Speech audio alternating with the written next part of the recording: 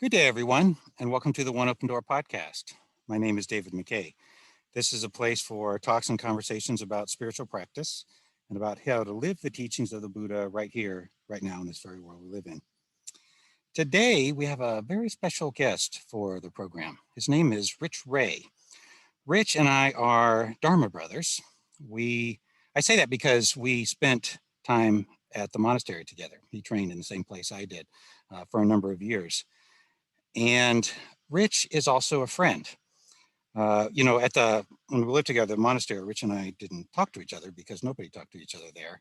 And so I really didn't get a chance to know Rich as a person at the monastery. But since I left monastery, he left sometime before I did. Since I left the monastery, Rich and I have had a chance to get to know each other and to be on retreat together. And I've gotten to know Rich as the beautiful, deep, wise person that he is. Rich has a very deep practice, and Rich is also a yogi. And so he has a body-centered practice in a way that is different from my practice. And that's one of the reasons I wanted to have him on the program. So Rich has, and he'll tell us in a minute, I think he began his yoga studies before he went to the monastery, and he's been a devoted yogi and yoga practitioner ever since. He travels to India regularly to study with the masters there, and so he has the physical part of yoga, and also he integrates the asanas in yoga with his own practice, and that's part of what I'm hoping we'll talk about today. So let me introduce you, Rich Ray. Thanks, Rich, for being on the program. Hey, David. Great to be here. Yeah, cool. So, Rich, feel free to take this wherever you want it to go, okay, or whatever interests you. But I thought it would be interesting for folks to start. Maybe if you could talk a little bit about where you started in your spiritual journey, wherever it makes sense to begin. And I think people would love to hear, like how you ended up in the monastery and what your experience was like there. Yeah. It's funny, when I talk to people about, people always want to how do you end up at a place like that? Mm-hmm. What draws you to there, and how do you end up in a place living in silence for those extended periods of time? And I forget who said it. There's some quote out there. It's 5% of people go there because they have the wherewithal, the vision to kind of see that, monastic training, is a place to work through karma and end suffering. And the 95% go there just because, life is miserable and they're suffering, I definitely I fall into that camp. You're in the 95%. I'm afraid Yes. I am too, Rich. I've never heard that before. That's fascinating. Yeah, I'm squarely in that camp too. Yeah.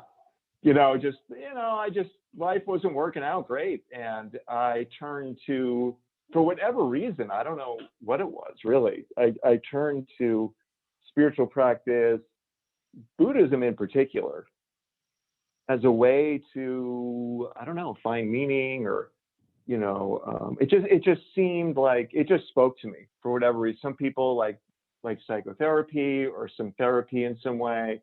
For some people, it's whatever, but for me, I was just in a place of not, it felt like just life wasn't working. And so I just came across some Buddhist teachings, and it just spoke to me.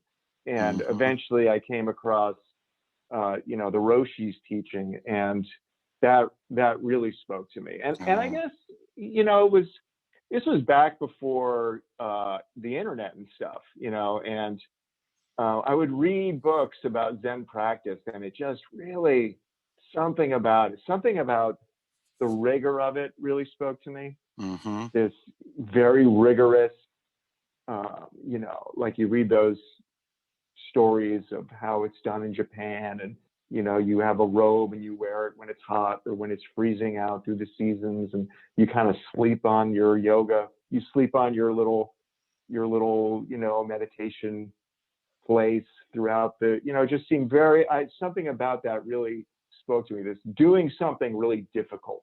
Yeah. Okay.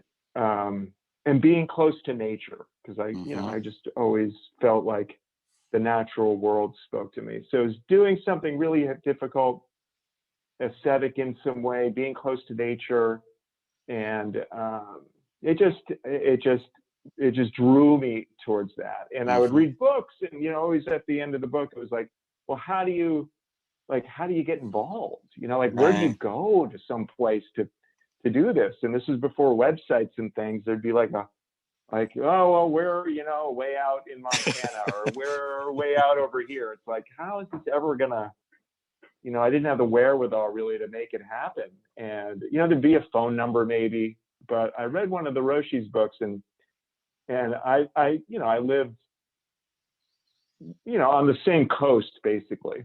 And I don't know what, it's one of those weird, you look back and go, I don't know what came over me, but I picked the phone up and just called. Wow. Because they were like handwritten books, so it looked very welcoming. I was like, if you're interested in doing more, call this number. So, and one day you just called. I just called. Yeah. And it was like a message, like, hey, this is the blah blah blah, leave a message. And I left a message, and like within a few days, I got a call back from the head monk at the time. And she was just like, we're running a retreat in a couple of weeks. Why don't you come down? And I was like, wow, I got to go. I I put everything on hold, and I booked a flight. And,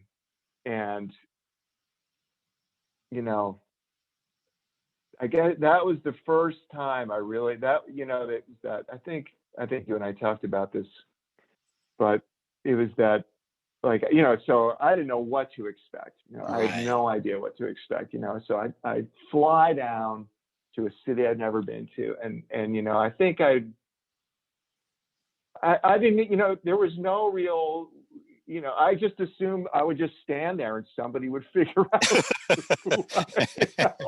who I was by the bag check, and I just said this, one of the monks came up, they had the beads around the neck, and they just like bowed to me. They didn't even say anything. Wow. They just bowed to me, and I just followed them out to the car, and off we drove for like like a 3-hour drive through the foothills. And no conversation, probably, right? Not a word. I might have tried to strike up a conversation a couple of times, like, wow, nice weather, or wow, this is like interesting. And it was, they were super nice. They would just be like, oh yeah, and they'd say like a word or two, and then it became very apparent very quickly that this was going to be a silent mode. And I picked up on it. It was like, like, and that was another cue that I'm moving in the right direction. I didn't feel totally like, oh my God, I'm in a cult, or I got it. Like, turn around, let me out of here. It was like, this is right. Like, this is kind of what I'm looking for. It spoke to me right from then. And we drove the whole way, not saying a word. And got to the place, and it brings back memories. Yeah. Right. Yeah. It's so profound. And we got there, and I just went through all the protocol. I was shown to a place to stay and told what the schedule would be. And it was all very formal and, very nice. And, yeah. So anyways, yeah. And so did it meet your expectations in terms of what would happen there and what you would receive and what you'd be doing? Yeah, good question. Gosh, I didn't really know what to expect. I mean, I had read a few of the books, and they really spoke to me. It was like an updated version of Zen. It spoke to kind of in a psychological way that I could get, that other Zen stuff spoke in this kind of cryptic kind of, imagery and language from kind of medieval times. And, talked about, vast Eastern kind of concepts of space and time, and that spoke to me on a level too. But this was like this, I could see, wow, like this is how you end suffering. This is how you look at experience, personal experience, to see how suffering works. Yeah, that's what drew me in too. It's really Yeah, practical, right? It's actually it offered practical. a how of ending suffering. Yep, yep. Mhm. So the retreat was the There Is Nothing Wrong retreat. Okay. And it was in its kind of early stages. It hadn't really been worked out to when you and I were there. It got a lot more refined. It was still kind of this rough draft, and I mean, it just blew me open. It just absolutely blew me open. I look back at me as that person as just so like just so unconscious, just oblivious, and it's just, we did a number of different kind of awareness exercises and facilitation, and it was small. It was like me and like 3 other people. Wow. Okay. And it just cracked open something that was like a watershed moment. Yeah. Wow. Beautiful. Yeah. Yeah. Mm-hmm. And at the end, when it was like just this kind of cathartic week, and at the end, they were like, well, off you go. So you had agreed just to be there for a week. You just went there for a week the first time? Yeah. Okay. Yeah. And they were like, this is a big work, take it slow going back. If you need anything, call us. It was like the door's open, like, and I felt really supported by that. It was like, like they took responsibility for the karma of the relationship. It wasn't just, okay, thanks for the money, great retreat, see you later. It was like, you're having, this door is being open. We're here to, however much you want to walk down this path, we're here and doing that. So I went back home and just kind of floundered about. It was like I had one foot in one reality, one foot in another. And I called them within a month. I don't know how long it was, but I went back and I lived there for like a 3-month period. Oh, so they you took just me went. on as a I see. So you did a short stay after that. yeah. Okay. Yeah, they took me on as a resident for a 3-month stint. Mm-hmm. And that was really like, that was that transition from being on retreat where you're kind of, you realize you're a retreatant, and you can tell there's all this stuff going on behind the scenes to support this retreat and these retreatants, and then to move into what it's like to live at this place day to day, not as a special guest, but as a person that's in training and supporting this community was, it felt really, I just felt like, wow, this is something that I could, devote my life to, this place and this practice. And it was such a small little place, there was no pretense. It was just people who really deeply believed in this thing, and they gave themselves to it, and they didn't get it. It had the rigor, it had, it sure did. It had the connection to nature, it had all of it. And I was just like, this is the thing I can plug into. I just felt like out in the world, I couldn't plug myself into something that I believed in. It wasn't working. So you found something you believed in. Yeah, exactly. Yeah. Wow, that's really beautiful. Yeah. Yeah. And then, of course, yeah, go ahead. No, please. So just the 3-month ended, I went back and I attempted to, have a life and keep going. And I just, I think I went down for a couple of more retreats. This went on for like three years or so, where I would go Oh, down.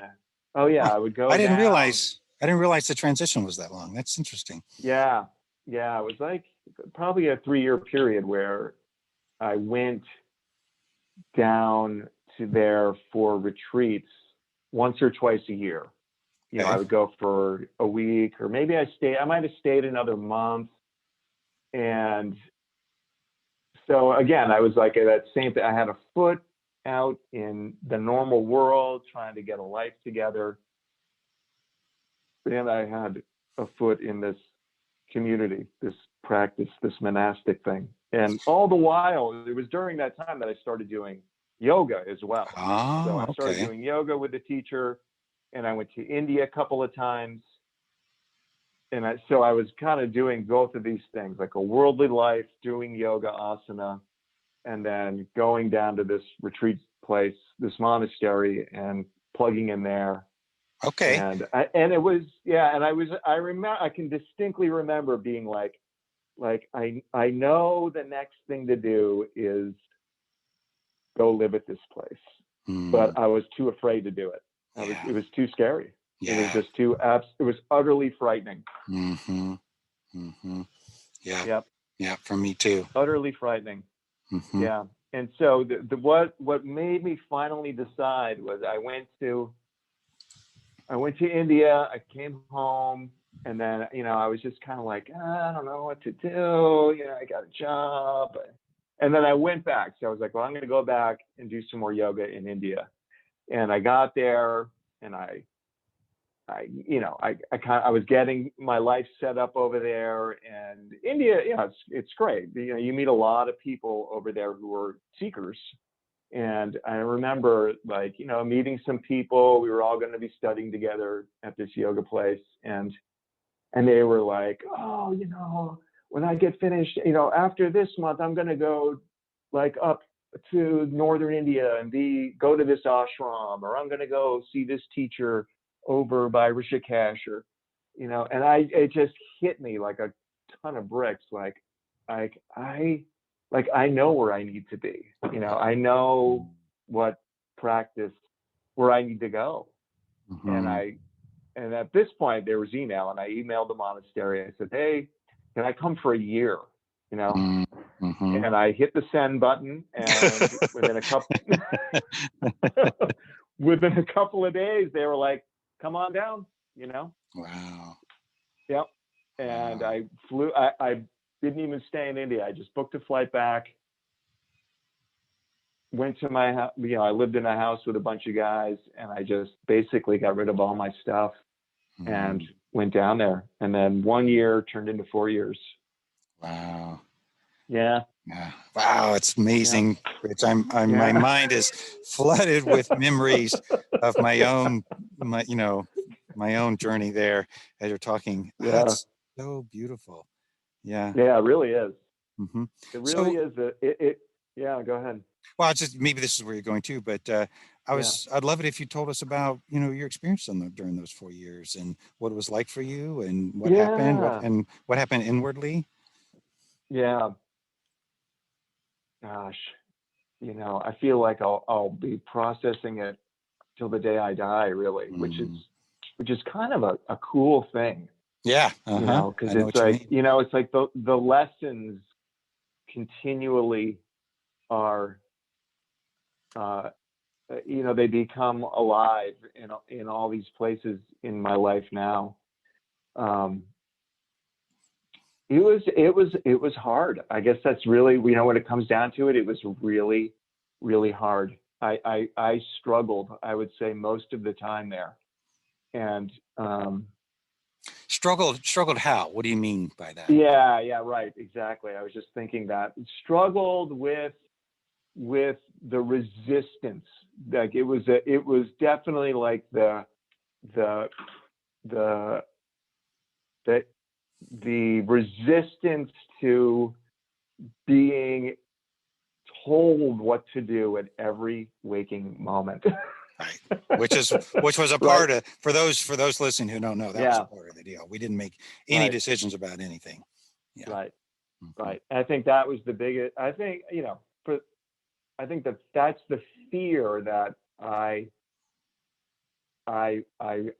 came up against. That was the fear that kept me from there, was that I'll lose all my personal freedom to just kind of do, but it was that, what I call, quote unquote personal freedom, that was making my life miserable. Because I could just, right, I could just kind of go do I didn't have any real discipline to be able to make my life work in a certain way. And so this was like putting myself in a place where, I needed to be, I was being disciplined continuously. And I needed that. It was really, and there was just a part of me, this, it was just like, I hate this, but like on a deeper level, I knew that it was it was the steps I needed to really like become an adult and, take responsibility for my experience. Right. So to say it, I think what you're saying in a slightly different way. So you went there to get beyond ego, right? Beyond that thing, the thing that was in charge of your life, that was not allowing you to have the life that you needed. And you knew that you needed to do that. And there was a place of understanding and clarity that said, I need to go there, and I need to do this because I need to get past this thing. But the thing itself resisted. And and so you had kind of a foot in both worlds, right? You had an understanding of the importance of what you're doing, the effectiveness of it, but you also had a foot in the ego resistance that was saying, no, I'm not willing to let go. I'm not willing to be let go of. Right. Exactly. Yeah. Yeah. Yeah. So that was kind of the overall tone of my experience there, which I think is the, if you want to say there's a correct one, I think that is it, that like it's designed to put the egocentric structure under scrutiny, so that you come up against it. And, that was the beauty of that place. It worked. And, don't get me wrong, there were, I was privy to what's beyond that egocentric stuff, and moved into huge places of expansion and feeling fully connected to, God on some level, and nature and the universe, and, moving into these bigger places where my heart is open to, all that lives. That's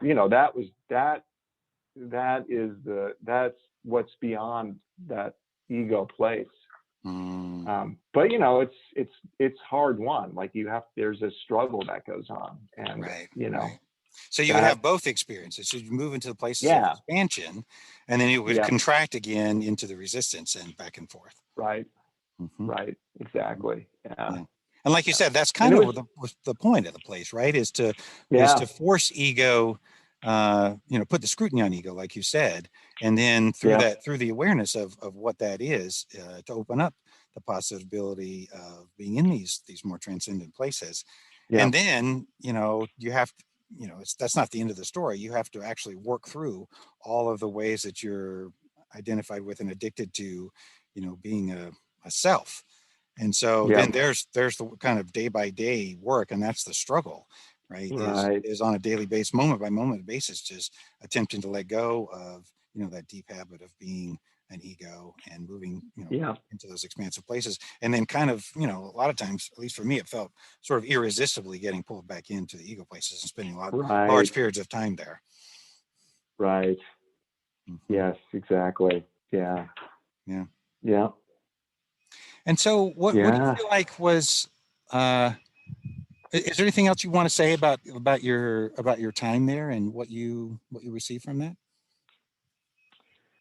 Well, I'll say one thing that just was there when you were talking, that it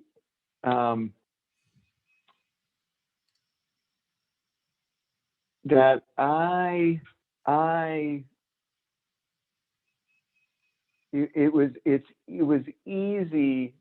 I don't know how to say it. Like, I don't want to say easy, but the propensity was there to go, well, I don't need to be anybody. Mm. And then you go to this end of the spectrum where I don't need to be any self. And that's not it either. Got it. Oh, say more about that, Do Rich. you know what I mean? Oh yeah, I do. You know, like that was like a big trap. Was like, well, Zen means that there's no self, so that you just can't be anybody. Right. Right. And Mhm. that kind of put me in a place of like trying to disappear or hide out uh or just be nobody. But the Mhm. ego's still in charge of that agenda, Mhm. Now, do you you know? mean kind of like I need to not have thoughts and feelings about things? I need to not have preferences. I need to not Right. want anything. Yep. Um, I need to not aspire to things like that. Yep. Exactly. Mhm. Yeah. Yes, Mhm. exactly. But that's And just the point you're making is that's just as much ego as the other side, where I have all kinds of exactly. preferences and Yep. opinions and prejudices and desires, and I'm being run by those. It's the same thing on the opposite side. Exactly. hmm Right. hmm Totally. So you're saying Totally. you moved on into that side while you were at the monastery. Yeah, I would say that was probably my main mode was that. Okay. And so the monastery was a place that could enable that, hmm hmm because oh well, you just disappear in this silent place that's out of nature, and you don't have to be a part of anything, Right, and that's true. And meanwhile, people are just yeah. telling you what to do, and you can just go around and just do whatever you're Right. told, and Yep. just and not have to really assert yourself in any way or have Right. to make any kinds of choices. So you get to Right. just kind of float along and be kind of an empty vessel. Right. hmm Right. hmm Yep. And that's how I finally kind of made the move to going out. Was, I was getting the guidance that, well, you in this life, like, it's important that you need to be somebody. Right, you right, know right. right, you don't get to just skip whatever, go directly, pass go, whatever it is, that monopoly term. Like, no, you don't. This isn't a life where you just get to just skip all the work and just end up at hmm the enlightened place. Like, you need to hmm go out and be somebody. hmm And and so that was part of it. That's, was the beauty of that place. Was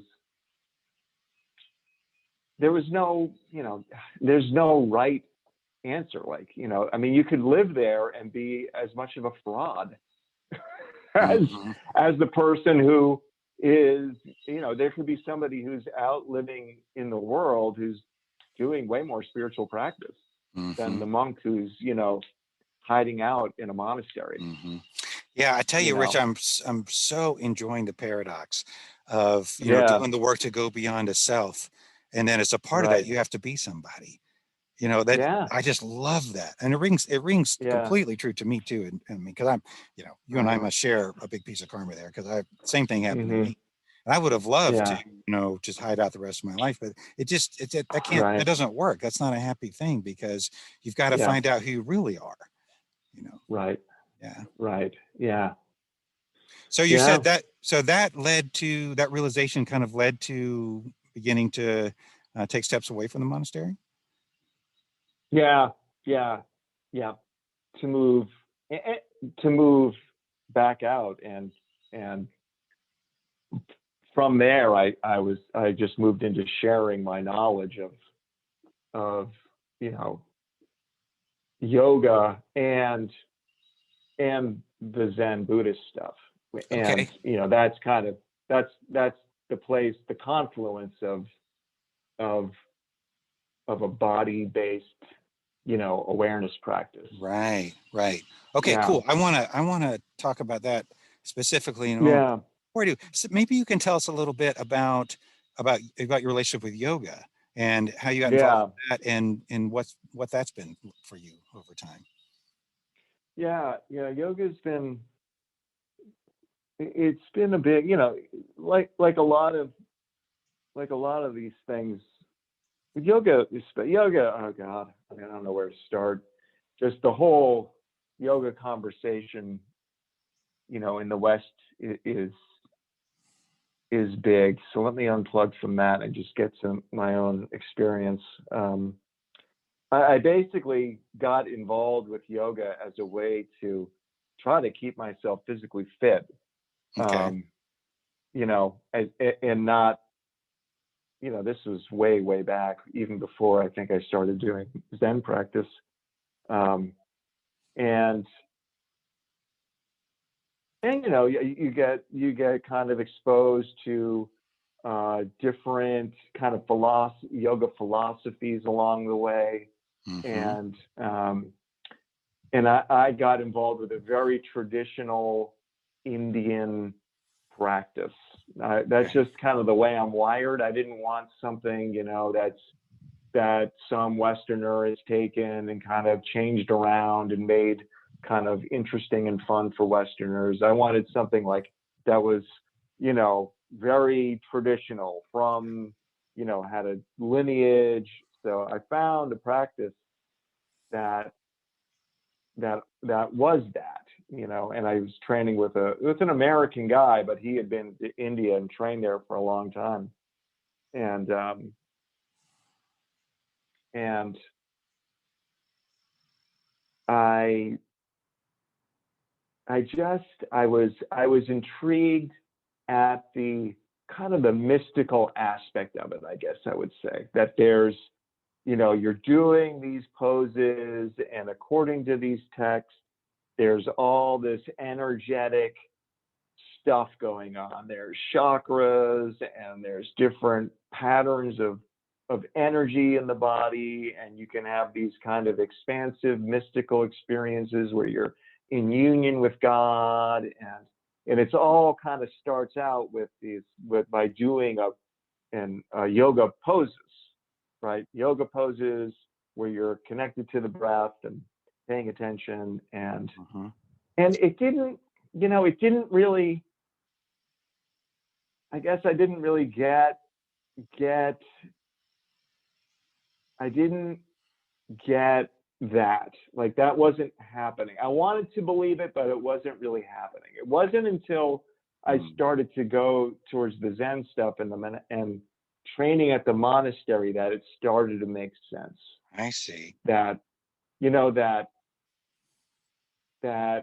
it's a it's about getting fully in your body. And I feel like the Mm-hmm. beauty of what we did at the monastery was, you know, at least how I made sense of it and what I heard was to get fully in your body, because the body is always in the present moment. Mm-hmm. And that's the place to be, in the body. Mm-hmm. So, Mm-hmm. you know, that was, and all these yoga poses they're all about how to get in your body so that you can, and this is where it made there was the confluence with the Zen part, is get in your body and find out what's going on a sensation level. Mm-hmm. Mm-hmm. So at the monastery, see if this is is part of what you mean. So at Okay. the monastery, we Yeah. learned kind of what we learned is what's happening when we're not in the body. Right. Right. That was largely what we were focused on. It's like all the processes, Right. patterns of thought and everything that pull us Yeah. up into our heads, and so that Right. we don't have any relationship with the body, or and like you Yeah. say, with our sensations. You know, we're not here present Yeah. with the experience that we're actually happening. Right. And so that's really interesting to consider, because so it sounds like you were drawn into yoga. And I didn't know this, but from the Mm-hmm. beginning, it was a mystical draw for you. Yeah. Yeah. And because you want, you know, and the same with your relationship with the monastery, obviously, you know, you were looking Yeah. for how to be, I don't know how you would say it, but how to be, you know, here with life, or here with God, or whatever. Yeah. And Yeah. so at the monastery, you got training that told you about how we do or do not have that experience. how we're Right. up in, what we learned to call there conditioned mind, how we're up in conditioned Yep. mind. And then Yeah. you have this other practice where it's more of a direct path sort of, but it correlates so you're learning everything, Right. here's all the ways that I leave my body. So that's really helpful. So I can Yeah. let go of those. And Yeah. then here through the yoga, it's like, here's a way to be in direct relationship with the body, Yeah. or not even in Yeah. relationship with, but how to be directly in the body. Yes. Mm-hmm. Yep. Yep. And to see, like, when we're in conditioned mind, that's affecting the body. Yeah, mm-hmm, you for know, sure. Absolutely. you know. Mm-hmm. And so that to me was the coolest part of practice, and that is to this day is still the most interesting piece, is to see the relationship between the mental energies, the conditioned mental frame, and how that is connected to the emotional energy and the sensations that go with it and the stories, and how it's all connected. Mm-hmm. You know, And so, Rich, are you, like, when you're actually practicing the asanas, are you aware of those yeah. things? I mean, is that what you're paying attention to? Yeah, yes and no. Not total. When I'm doing asana, like when you're doing yoga poses, you're focusing on the way that I learn and practice, and there's other schools of yoga out there, is that your attention is absorbed in what you're doing, right? Okay. There's like 3 or 4 places of attention, Mm-hmm. and your attention is kind of moving kind of from one to the next. So you're trained to pay attention to your breath, you're trained to pay attention to where your body is in space and the body mechanics. You're trained to be aware of your sense organs, and Okay. how your sense organs are being pulled to different external objects, and you're constantly kind of drawing that back in, especially the eyes. So there's really no attention left over to go to the conditioned mind. I see. So this is kind of like You a know, dhyana practice, sort of. It's the yeah, it's like you're focusing, your intention is to focus and concentrate on those things that you just said. And probably right, in addition, I would think, sensation too, right? Because there's a lot of sensation happening exactly. when Yep, yoga is going on. So yep, you're focusing on those, and you're essentially excluding conditioned mind through the power of your concentration. And then you've got all right, this stuff to pay attention to because you're in your body yes, and you're doing things with your body. right, Mm-hmm. Mm-hmm. exactly. Yep. Okay. All And right. it becomes really apparent when you're in conditioned mind. It's Well, like, that's oh, what it I becomes was very, seeing too, right? yeah, Because if that's yeah, not happening, so like, see if this is it. So like when I'm sitting, mm, my intention when I'm yeah, sitting is to be focusing in that way and just be here. But then, of yeah, course, that a lot of times that doesn't happen because my attention has wandered yep, off into conditioned mind to some extent. yeah, And so if my yep, attention has not wandered off, then I'm having that experience. I'm just simply here in my body and in my senses right, and in my, yep, but when I wander, my attention wanders off, it goes off in someplace in conditioned mind. And then when I wake up to that, then I'm aware of yeah, something. I'm aware of right, what has pulled it off, and I'm aware of maybe, what conditioned mind has just said to pull me off or something like that. And then I bring the yep, attention back. And yep. so is that what you're practicing too? Or uh because that kind of starts to combine. It's not just a concentration practice that starts to combine, awareness practice too. Is that an element of it also, or when you're practicing, and learning, or not learning, but when you're being aware of conditioned mind, does that happen somehow separately than when you're actually doing yoga? No, I, I think I'm following you, but yes, that's occurring during asana practice, Right. right? It's It's like kind the of way inevitable, that right? Because your attention is going to right, wander off into conditioned mind very likely. And when it does, then you're going to exactly, recognize that, then you're going to bring it back. But then when you're doing the asana practice, your intention is just to be fully in the experience of doing that. But then inevitably right, it gets pulled off. And when it does, then you see something about conditioned mind. exactly. Okay. Exactly. Yep. Yep. Hmm. Exactly. That makes sense. And yeah, yeah, and on a larger kind of context of asana is that you through repetitive practice of these poses in a certain in a certain there it's like a traditional form that you go through day Hmm. after day. They talk Hmm. about doing it consistently over a long period of time. Hmm. The energy centers in the body are become activated, or there's an opening. So now we're getting into like the all the various channels. You're just increasing the circulation of energy flow in the body through Right. doing this, Hmm. right? Hmm. Hmm. Right. And this is, it's another kind of fascinating conversation and practice is, you read some of those old yoga texts and they talk about, I can't think of anyone in particular, but um, they talk about that, like the danger of opening these energy Hmm. centers, right? Hmm. And I think what they're pointing at is that if you haven't dealt with the ego, then you're just going to free up all this energy in your body that's just going to get funneled right into your ego, and it's just going to Hmm. fuel and what's the word, you're going to just make the ego stronger.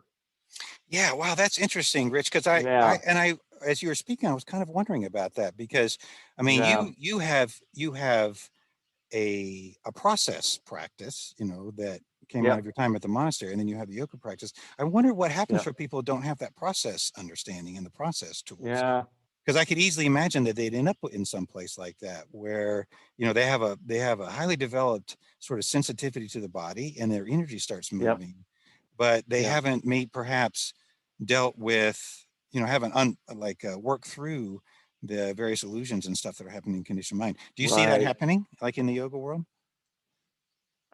Yeah, I would. Yeah, I think so. It's hard to really say what somebody's experience is, but Right. True. you know, I mean, there's all kinds of stuff, all kinds of, foul play going on out there in the yoga world, even in the Dharma world, Yeah, it's very you true.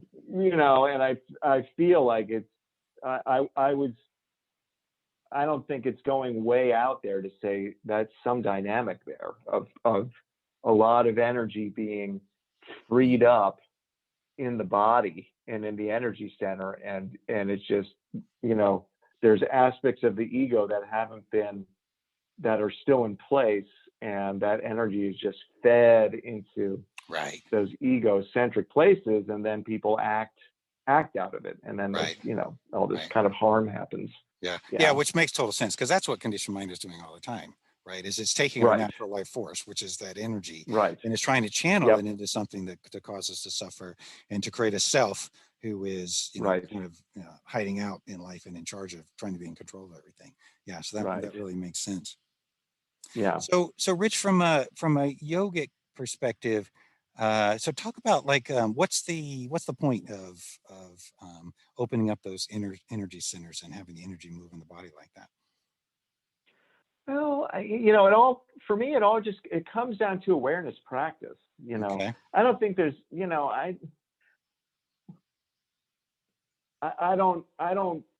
I don't encourage people or even guide my own students into, like, oh, you want to open these energy centers. It's the only way forward, or it's the correct path towards, having a happy life. I don't really, I don't say that, that has to happen. Like, people who do practice yoga, at least the way that I learned it and the way I teach it, um, it's a way to develop a deeper awareness of your body, and being in your body, and being aware of the karmic patterns that are present, and that Mm, that are that cause limited perspectives, Mhm. or, and that, raising the energy, I guess you could say, is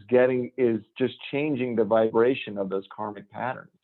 Yeah, that makes sense. Because see, if this is what you mean, because so let's say you've got some kind of pattern happening in conditioned mind, where Yep. you're engaged in some kind of story about something. Conditioned mind's making up Yep. something, and it's got you, believing something that's not true and doing like self-sabotaging behaviors or whatever. Yep.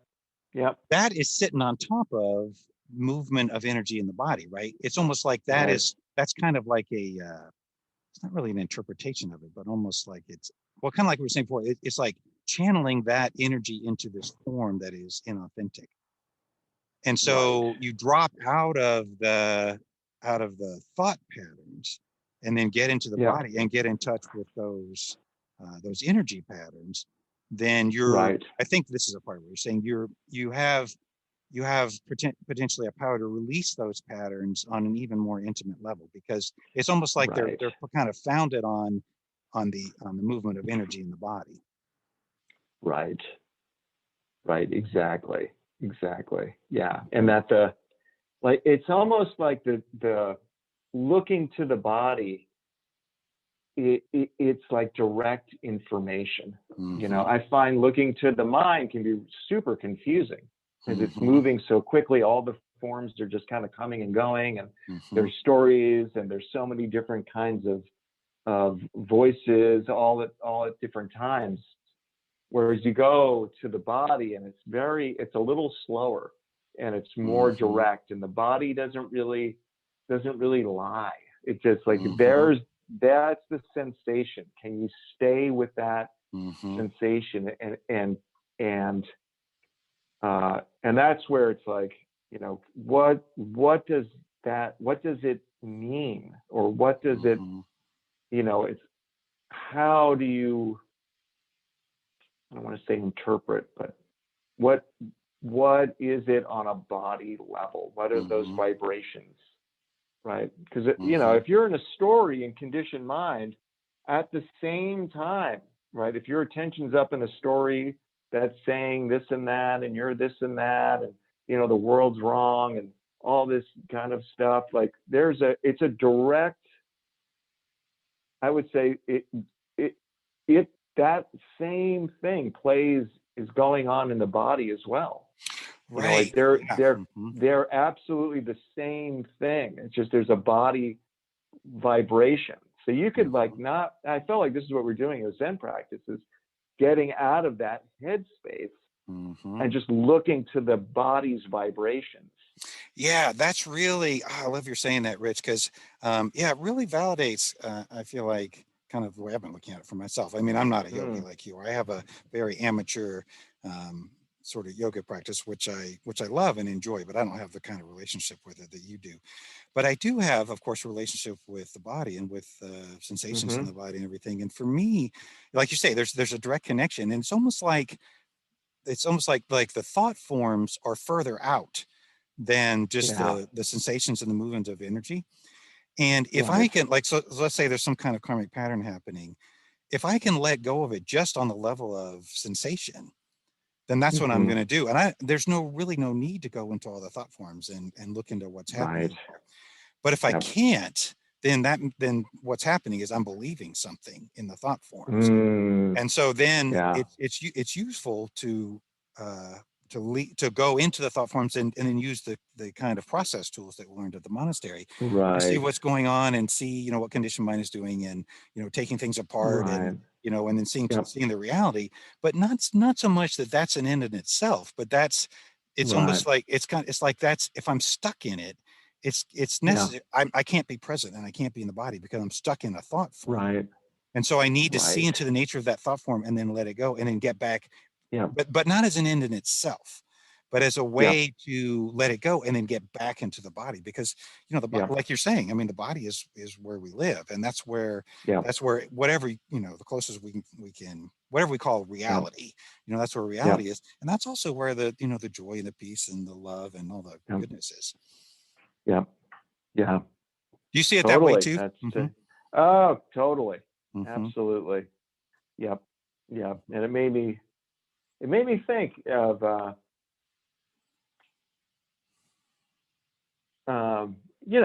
like those old Buddhist, those really old Buddhist writings.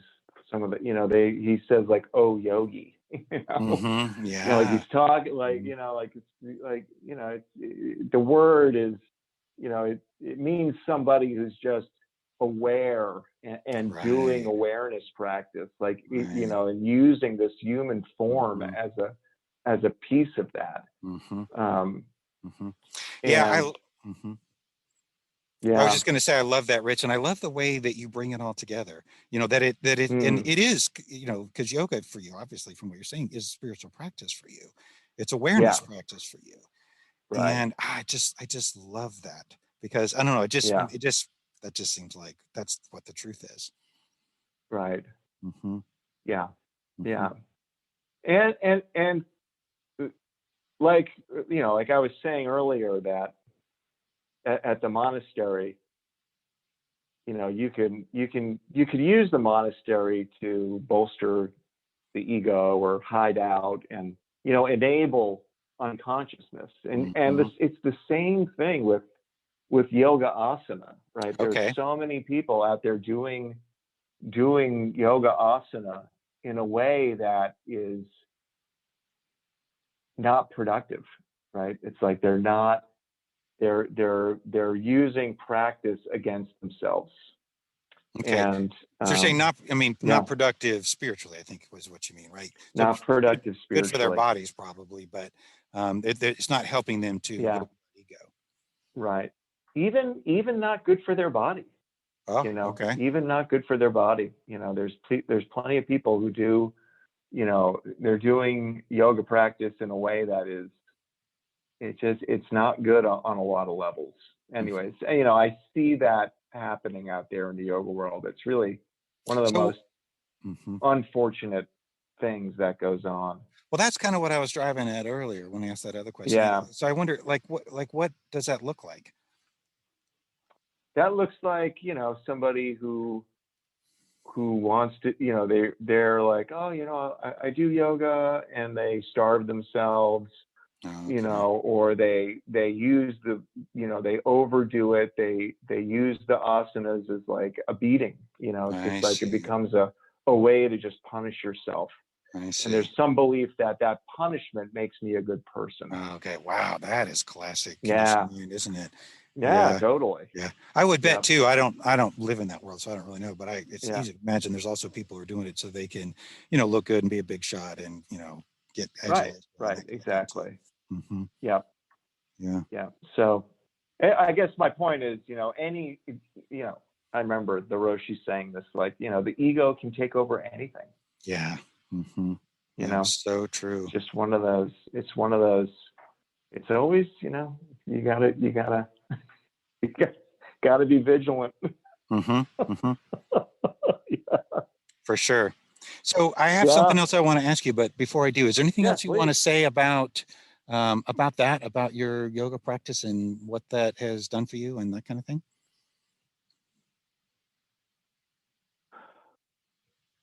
Not really. I just, just talking about it, I feel really grateful Oh for yeah. all the teachings, all the people I've learned from, and just my own willingness to walk the path, and Hmm. and how it gives me great sense of satisfaction, just like helping other people Mm-hmm. along the path who want to learn that kind of thing. Hmm. Yeah. Yeah, Amen, brother. Yeah. yeah, It's yeah, beautiful. Yeah. Necessary, isn't it, to give back from what we've received? yeah, Hmm. yeah, totally.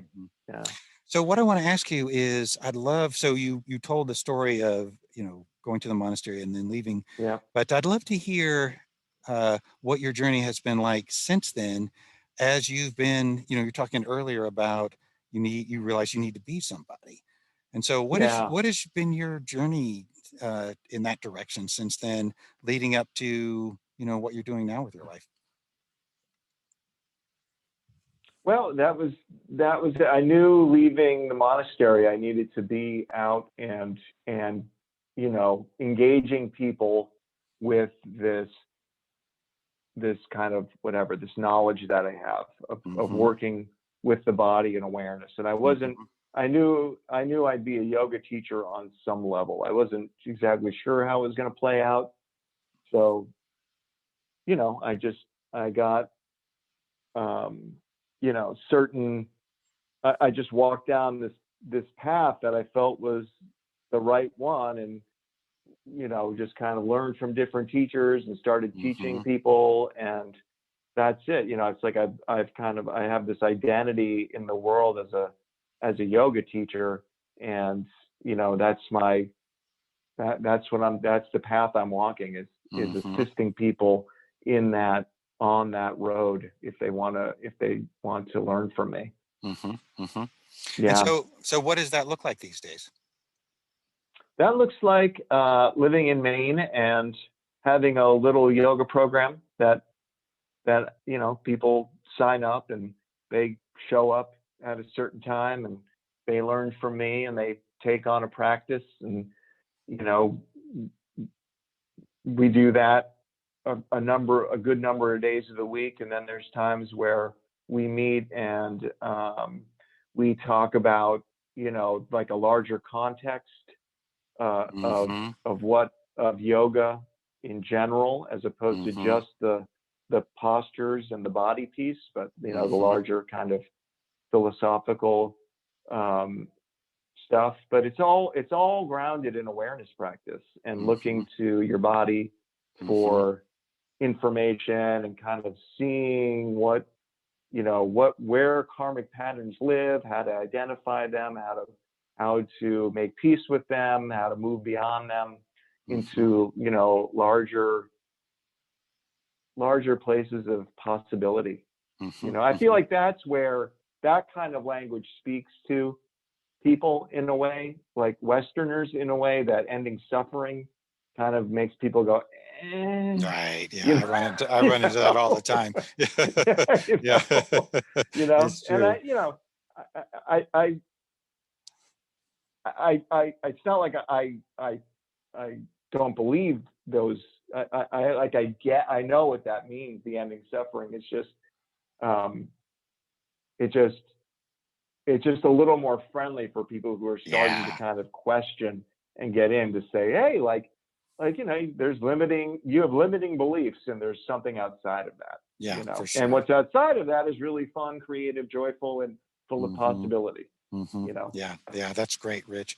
And so what I hear you saying is that you have the the physical part of yoga that you're doing with people, and you guide people in that. Yeah. But you also are intentionally given the big picture and intentionally like putting in a context of spiritual practice for people. Right. Right. Yeah. And I teach, I definitely bring in the Patanjali model of, this 8-limb path of yoga that he Patanjali lays was out. an ancient yogi, wasn't he? I don't know when he lived. Right. He lived, it's kind of, people say different things, but, around, or maybe a little after the time of the Buddha. Okay. Long time ago. And he took all these various kind of little weird schools of yoga practice that were all around, and he codified it. He kind of took the basic underlying principles and he wrote them down in this book called the Yoga Sutras. Okay. And it's very similar to like the Buddha's Eightfold Path. Okay. Right. So it's just like a way to kind of bounce your experience off of some structure to kind of work with what's going on with you. Okay. Yeah. Beautiful. And so you use that, would you say use that kind of as a framework for the spiritual practice kind of teachings? I do. Yeah, I do. And I use the Zen stuff too. I kind of go between both, between the Buddhist stuff. Isn't it great? It must be great to have both, Rich. That's excellent. Yeah, it's cool. It's great, and to see the similarities and it's all kind of pointing at the same thing when it all comes down to it. Yeah, for sure. So Yeah. are there ways for, does someone have to live in Maine to be able to learn from you, or are there ways to do it remotely these days? These days, there is a remote avenue.